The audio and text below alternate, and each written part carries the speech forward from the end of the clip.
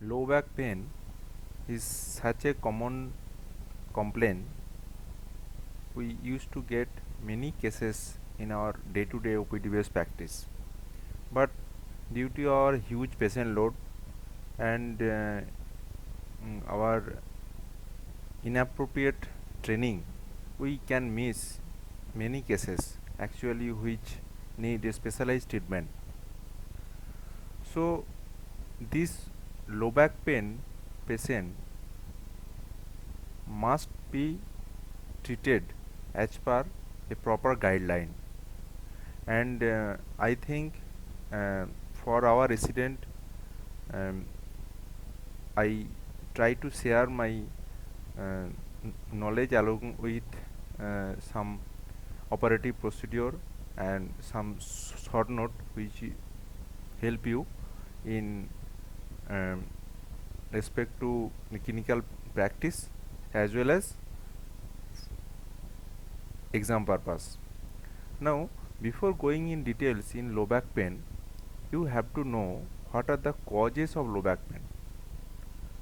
It may be inflammatory, it may be due to injury, it may be a cancer metastasis, it may be a inbuilt bone disease, it may be a mechanical cause, it may be due to post-operative Hilbach syndrome, it may be osteoporotic compressor fracture, it may be disc prolapse. Many among the all causes, how you identify what is the cause? So for that you we used to prescribe MRI before without putting any clinical examination or without knowing the proper history. It is a malpractice. We should not write MRI for each and every low back pain patient. And in our OPD basis practice, the patient used to get with this MRIs sometimes or mimic the symptoms and ask for uh, the MRI investigation. But MRI, magnetic resonance imaging, is a costly investigation. You should not put MRI for each and every low back pain patient. Okay, and the basic investigation is clinical examination. Then you can go for X-ray, and when it needed, you can go for MRI.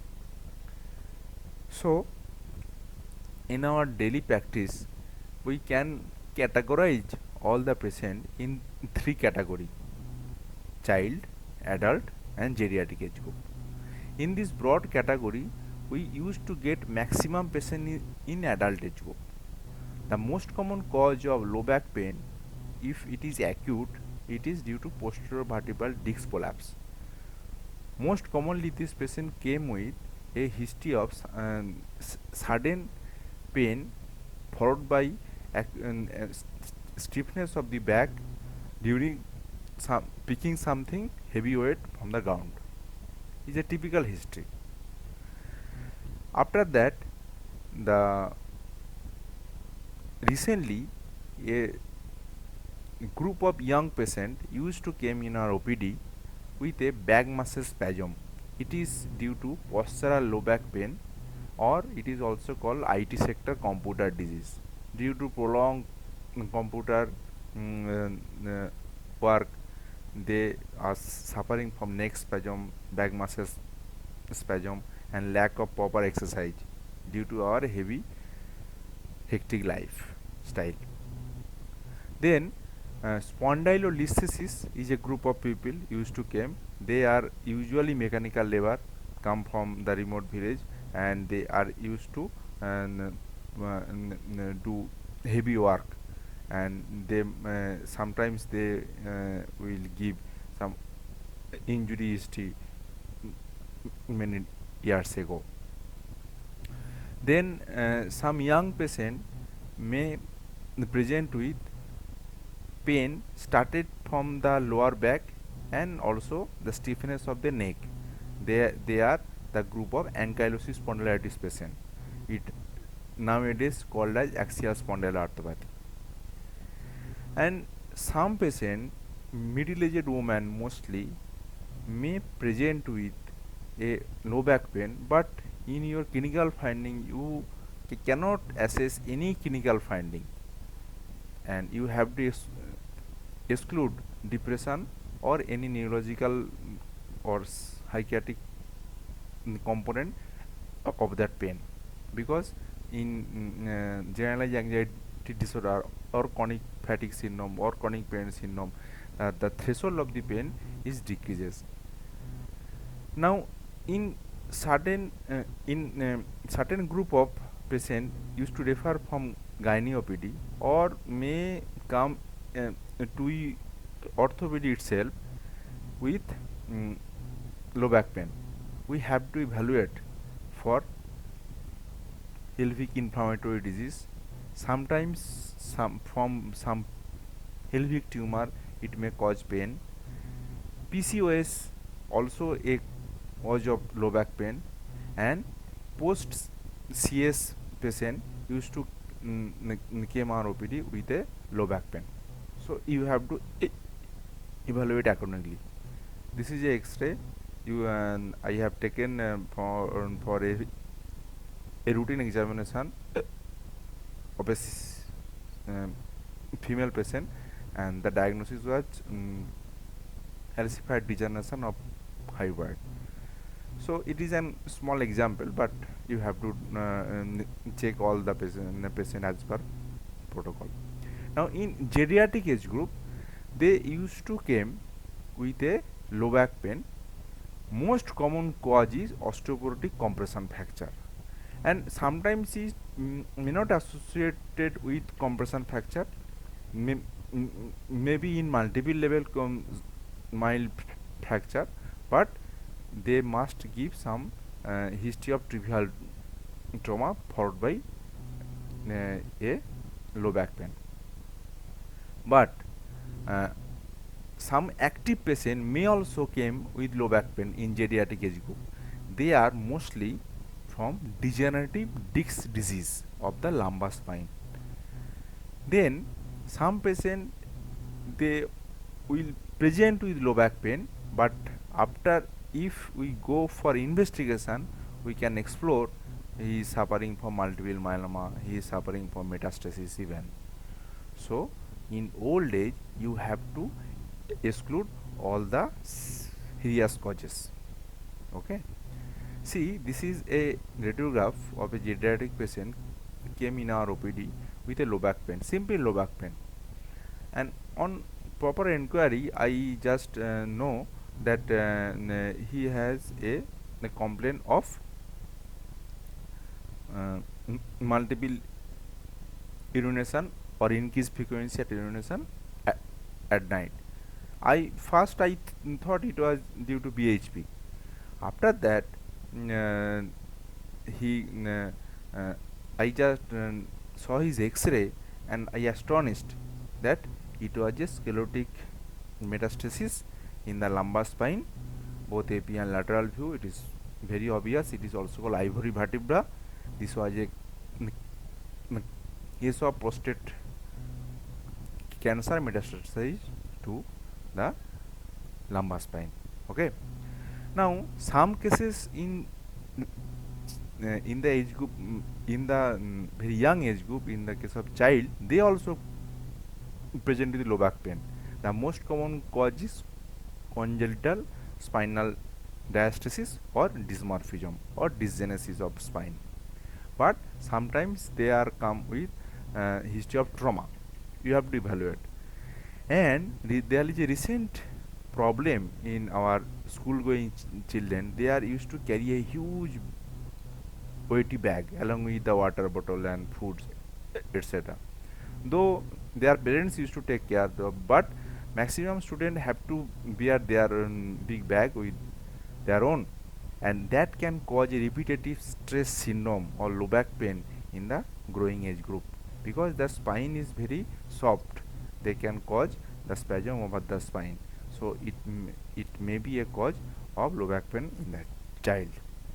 So when patient came in your OPD, you just divide them into three category, and as per proper sign cue on history, you will think on this way. Okay, now one by one I try to clarify your knowledge, and I will give you some concept which will help you for long term. For anatomical knowledge, just know the it is called anterolongitudinal ligament, and in the posterior side this is called posterior longitudinal ligament, and this is the spinal cord and dura mater. Then this spinous process, this area is connected with the interspinous ligament. Okay, then the tip of the spinous process is connected with the supraspinous ligament, and this is called facet joint. This is called superior articular facet, this is called inferior articular facet, and this is called facet joint. This is one type of synovial joint. Okay, now here there is when you will see from this back to the bony canal, there will be a special type of ligament. This is called ligamentum flava. This ligamentum flavum or ligamentum flava is very thick ligament, and and we can assess during our spinal surgery in posterior approach. Okay, and by the side of a spine and the transverse process there is a muscle called erector spinae. Okay, so all the vertebra has a vertebral end plate. After that, between the two vertebra there is a intervertebral disc. This intervertebral disc is constituted of annulus fibrosus. You see, it is just like a circumferential layer of tough fiber, and the fiber is such orientation, crisscross orientation, which helps to hold this jelly like structure is called nucleus pulposus. This nucleus pulposus is filled of glycosaminoglycan and aggrecan, and it has a special character of negatively charged ion, and it has a special character to hold the water. So it is due to its high viscosity and repulsing force among the all cells, it has a shocker effect which helps as a shock absorber in the spine. Okay, and this annulus fibrosus help to protect the dissemination or dispersion of this nucleus pulposus from the hinter zone. Now regarding the blood supply, you all know there is anterior spinal artery and two posterior spinal artery. Among them, there will be some venous plexus also, and especially the epidural venous plexus has lack of vein valve. It can cause huge bleeding during the operation. You have to know where if there is any venous plexus tear, it can cause a devastating problem. Now, in the pelvic area, pelvosacral foramina, there is a venous plexus around the prostate gland, and this venous plexus of the pelvis viscera is continuous with this pelvosacral foramina with this blood venous system of the spinal cord. This is called prevertebral bastion venous plexus, and these venous plexus, as they have no valve, so if any chance of when the intra-abdominal pressure will increase, like coughing, sneezing, the if there is any cancer in the pelvis like prostate cancer, it can metastasize to the spinal cord along with the vertebra. So this is called periprosthetic venous pressure bastion, and along with there is a special artery, is called artery of Adams-Kuiski. This is very important regarding because in the up to T9 to T12 there are some artery of Adams-Kuiski which helps to supply the anterior part of the spinal cord, and if it is injured during an artery aneurysm surgery or any big surgery of aorta, it can cause bladder problem along with some neurological problem like anterior spinal cord syndrome. So you have to know all the arteries. Now for mechanical knowledge, you have to know Dennis 3-column theory. What do you mean by Dennis 3-column theory? Anterior column is constituted by anterior longitudinal ligament, anterior annulus fibrosus, and anterior two-thirds of the body. It make a column. Then middle column is constituted by posterior one-third of the body with annulus fibrosus along with posterior longitudinal ligament. Now posterior column is constituted by posterior elements like pedicle, facet, lamina, spinous process, and posterior ligament like interspinous ligament. Now what is the utility of this Dennis 3-column theory? Among them, two is very important for giving a spinal stability. If due to any trauma or if due to any operation we can damage two level of this column, you have to fix it. Otherwise the spine and there will be instability. It can cause further damage to the spine. Now the last topic is spinal segment. What do you mean by spinal segment? It is constituted with intervertebral discs adjacent some vertebra, upper and lower one third and upper one third, along with the spinal cord segment is called spinal functional spinal segment. Now before going in details regarding the spinal cord problem, you just know the neurogenic claudication. It is caused by lumbar spinal stenosis or nerve root compression. Whole leg pain can be associated with a tingling and numbness, mostly bilateral, suddenly pain on standing up or walking. Relief does not occur promptly once activity has ceased. Complete symptomatic relief may take 30 to 60 minutes or longer by sitting, bending forward, and or stop walking and unable to straightening the leg. Now this neurological claudication pain used to come from lower back to and radiate to the both leg and downwards. Now this is this type of pain can be associated with some peripheral vascular disease, so that is called vascular claudication. Now the neurological claudication also called pseudo claudication. So how you differentiate clinically? The neurological claudication, as per symptoms, it is posture dependent pain, but vascular claudication is externally dependent due to exertion. Neurological claudication will worsening in downhill and relief in forward bending, because in forward bending the area of spinal the bony column will increase, so it the nerve get decompressed, so the pain relief, but it has no relation in vascular claudication, and it increase in cramping and tapping due to any severe work or uphill movement. And pain always come up lower back to downwards, but in vascular claudication the bursting pain will occur in the calf muscle start, and that may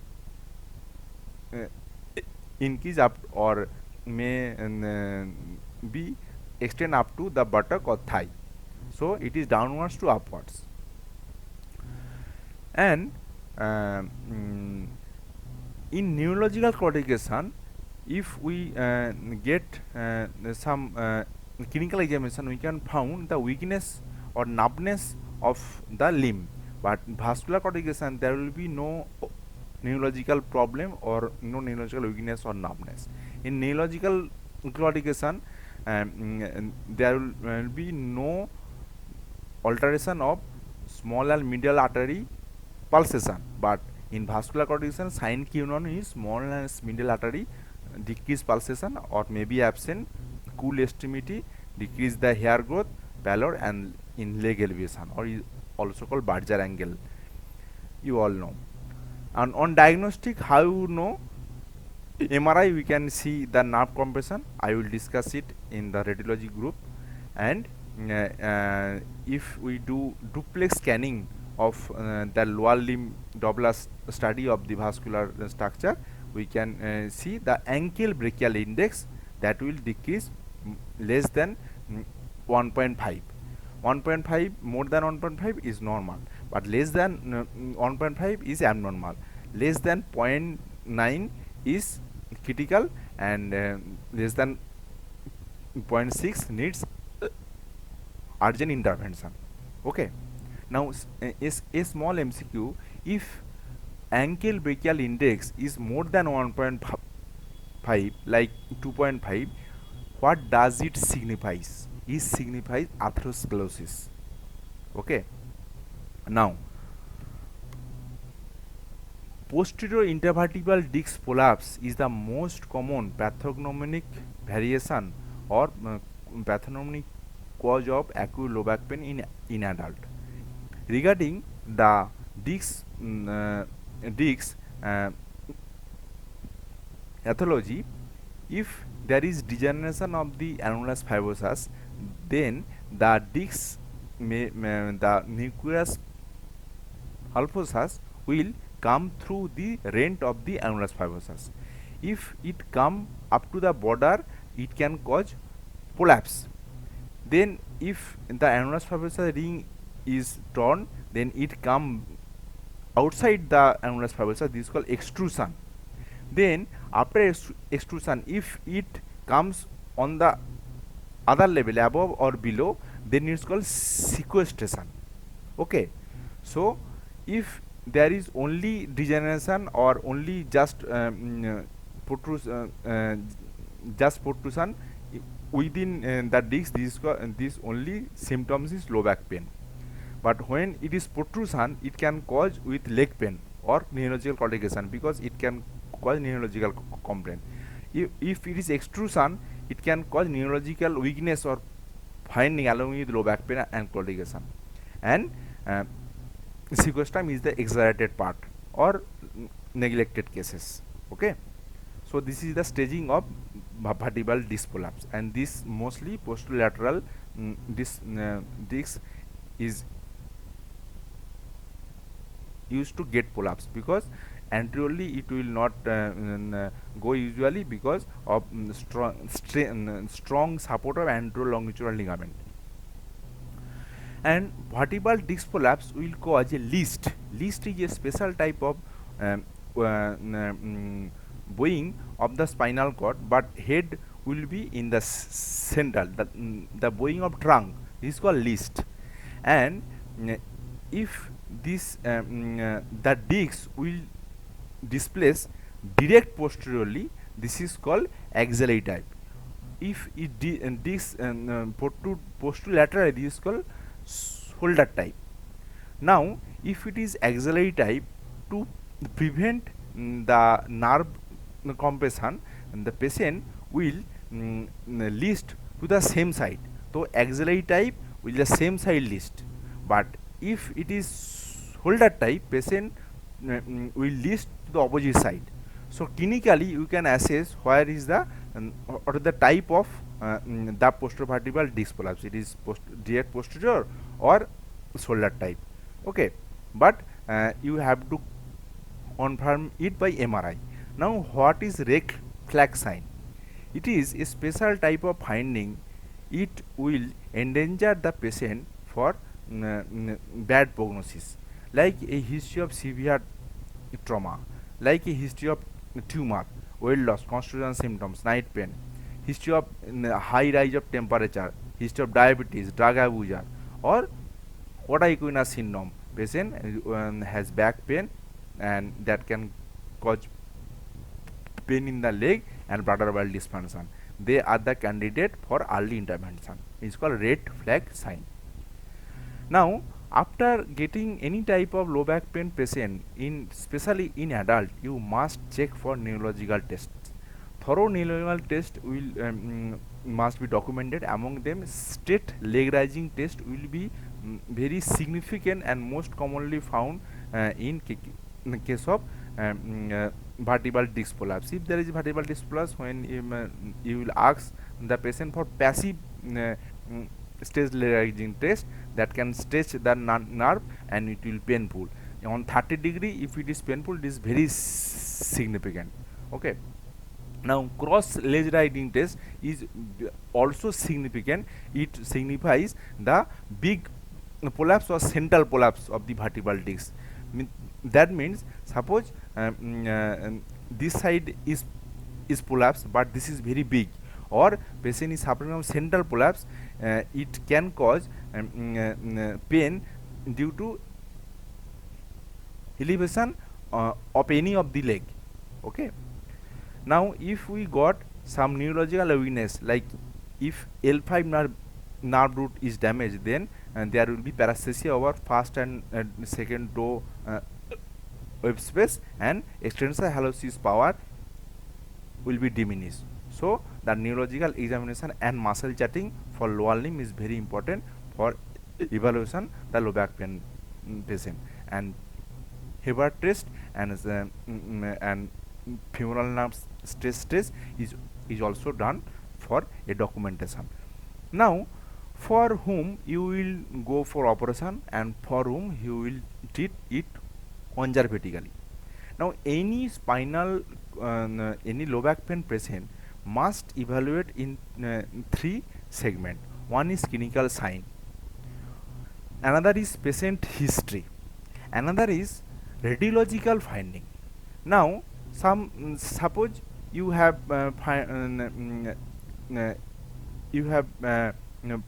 found a significant problem in radiology, but patient has no such complaint, but you can get some clinical sign.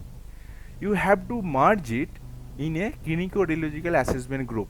After that, this group of patient is actually proper patient selection for operative intervention. That means, I just want to clarify this diagram.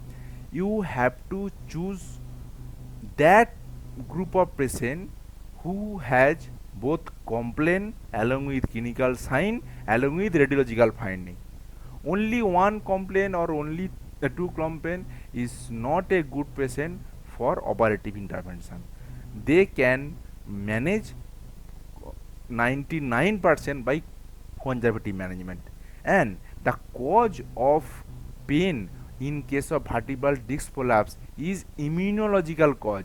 It can cause inflammatory reaction over this area, and it can cause prostaglandin D and E release, and not due to mechanical pain. So, it is a biological cause, and so it can be managed conservatively. Now, MRI, just know this is vertebral disc, this is the central canal, this is the facet joint, this is the foramina.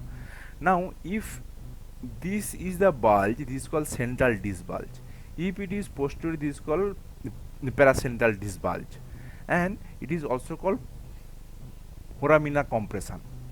Now, see, this is the moderate paracentral disc hernia, and this is the severe paracentral disc hernia. So, the cross section of the spinal cord of this intravertebral level is very important. You can judge, this is the spinal cord and this is the roots.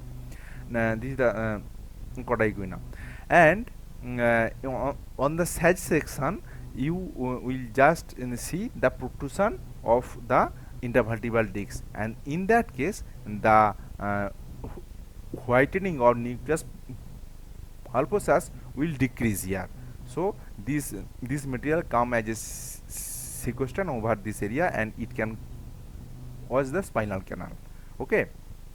So you have to read this MRI properly, coronal and sagittal section. X-ray has no significant role in vertebral disc prolapse, but you have to do for exclusion. Now conservative management allow the patient for rest for at least 2 days minimum. Bed rest is for semi-fowler position. This is called semi-fowler position. It decreases the nerve compression. After that you can apply ultrasound therapy and TENS therapy. It is special type of physiotherapy which helps for relieve the spasm and pain. It is very helpful. After 5 to 6 days you allow exercise and for this patient for back muscle strengthening exercise for whole life. If they do not do it properly, then again the patient will came to your OPD with this such low acute onset low back pain. 90 to 95% patient used to get rid of this acute pain after this type of treatment. And when patient will came in at your emergency, you can apply the muscle relaxation injection and painkiller injection, ice compress and semi-polar position bed rest and this therapy. And after 2 to 3 days or after 5 to 6 days you allow them for this type of exercise. Okay, do not apply any belt, do not apply any hot compress, do not allow them to for doing MRI in the first few follow-up weeks. Okay, now operative management. When patient has all the problem and the patient exhausted with the conservative management, but still pain is present and the MRI is suggestive of the disc prolapse, we can go for discectomy. And there are various methods of discectomy. In the old days we used to do open discectomy and decompression this spinal canal, but now they used to do percutaneous, very small minimum invasive discectomy or laminectomy. Means we have to cut the bony bar and we have to release the nerve, and we can go through this area. We have to remove the disc which has decreased put out. Okay, now the pain will be relieved if we cannot miss anything. Now another group of patient comes with ankylosing spondylitis. In early ankylosing spondylitis, there will be inflammation in the vertebral end plate.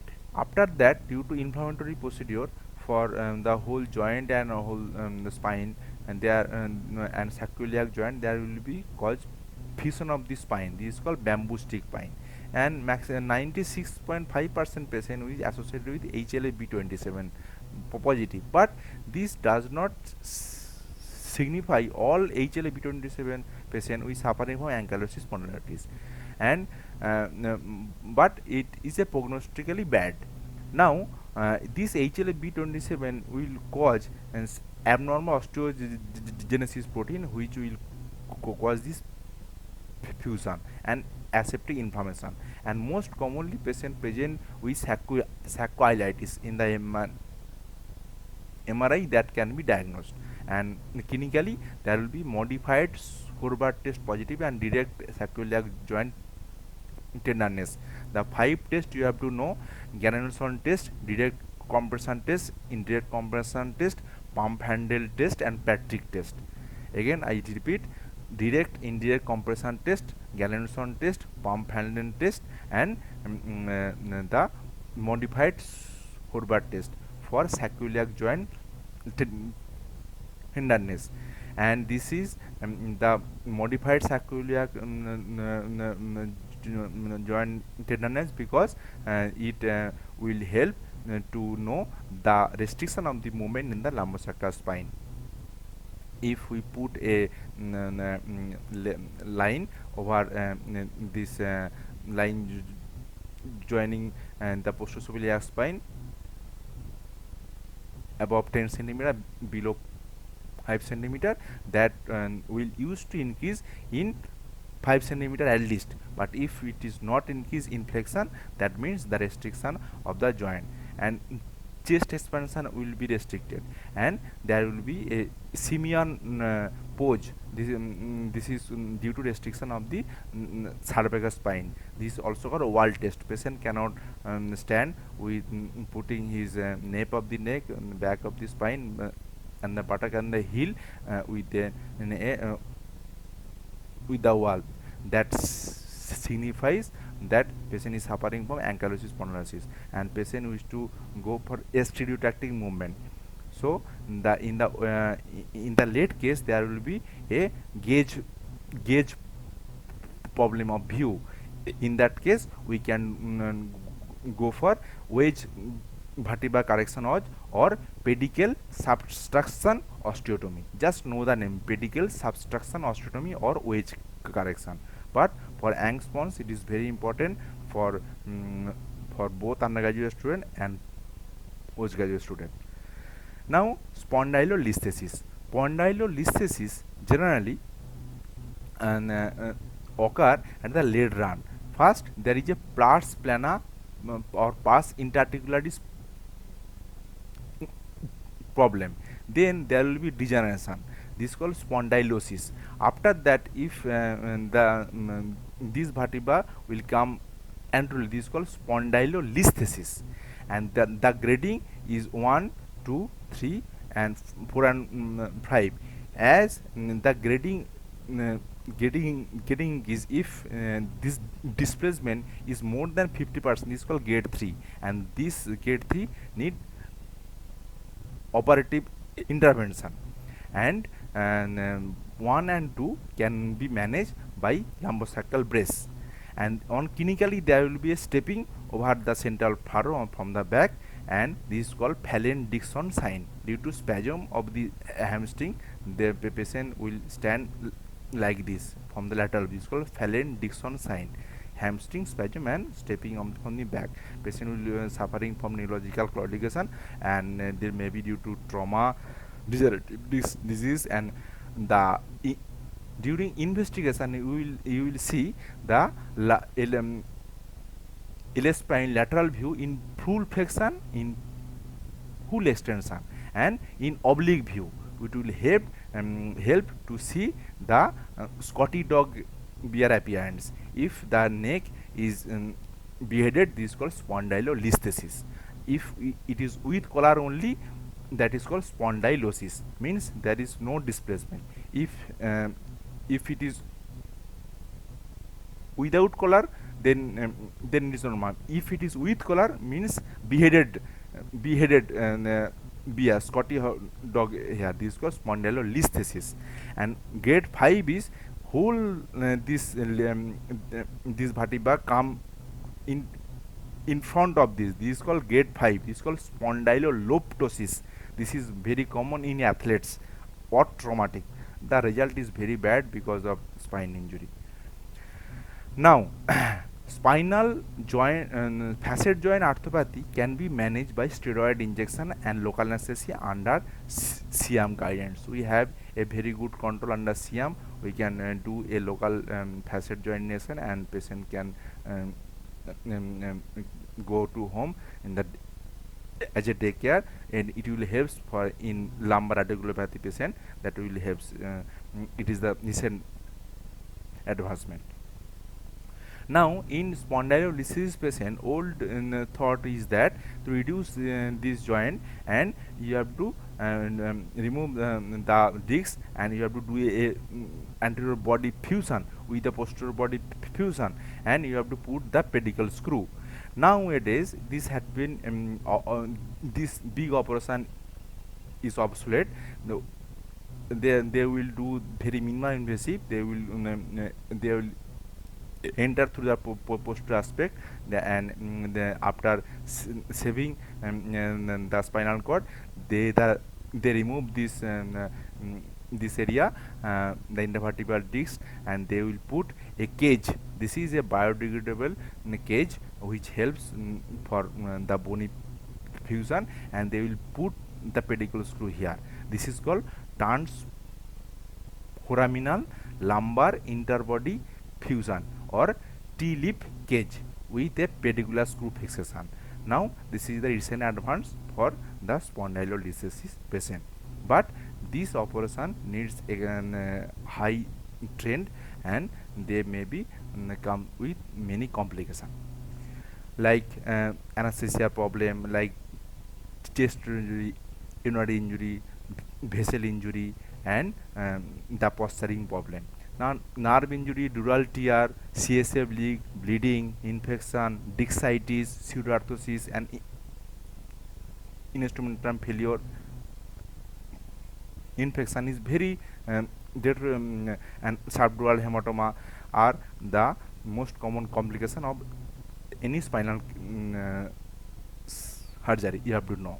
And a special complication called fail back syndrome.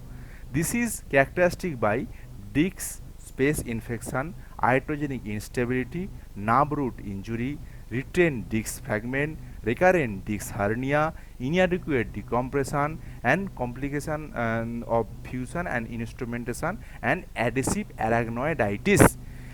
And most common cause of failback syndrome is miss the pathological part, because there is two group of complaint, you will address only one, and it is the recent problem because of minimum invasive technique, they can miss the pathology. It is called fail back spinal surgery syndrome. You have to know the all possible causes. And one of this the prevention of failback syndrome, you have to know who are the specially selected patient. I have already discussed this. Now in the old days there is some degenerative disc disease due to degeneration of the proteoglycan and collagen and decrease the water. It can cause fall osmotic pressure, and it no longer behaves as a proper elastic agent, and so stress due to annulus fibrosis and vertebral bed will degenerate. This is called syndesmophyte. Due to syndesmophyte, this is not osteophyte. In the spine, this is called syndesmophyte. The beaking, and it can cause the nerve root compression. This is called vertebral disc prolapse and vertebral disc degeneration, and it can affect multiple joint. It also affect in the cervical region, and it is the very common in the active old age people, and treatment is only conservative, and or you can give TENS therapy, ultrasound therapy, and bracing protocol as well. Now old age patient used to came with the wedge fracture and with DL spine with the trivial trauma, fall in the bathroom. You have to see the lateral view, there will be a good wedge, and you have to see you have to exclude other cause like metastasis and the multiple myeloma. If it is you are sure that it is vertebral due to vertebral compression fracture, maximum cases can be managed with long tailor base, dorsal spine for rest for few days, and avoid to sitting posture, and allow them walking with this long tailor base. It will help. Within one month the pain will subside, and that will be supplemented by bisphosphonate and the painkiller. But you have to know there is some operation is called vertebroplasty or kyphoplasty, putting bone cement and making this deformity, vertebroplasty and kyphoplasty. But that must be in very specific patient, very untolerable pain, and always take help of the neurosurgeon. Otherwise, if there is any cement spillage in the spinal column, they need urgent decompression. Otherwise we can lose patient with come with paraplegia even. So at the last, this is the neurological bladder. I think I will discuss it in the next meeting, and I think I can assure you how you can approach any low back pain patient. But last but not the least, please follow this clinical sign, complaint, and radiological finding. Do not ask for MRI first. Okay, all the best. Thank you.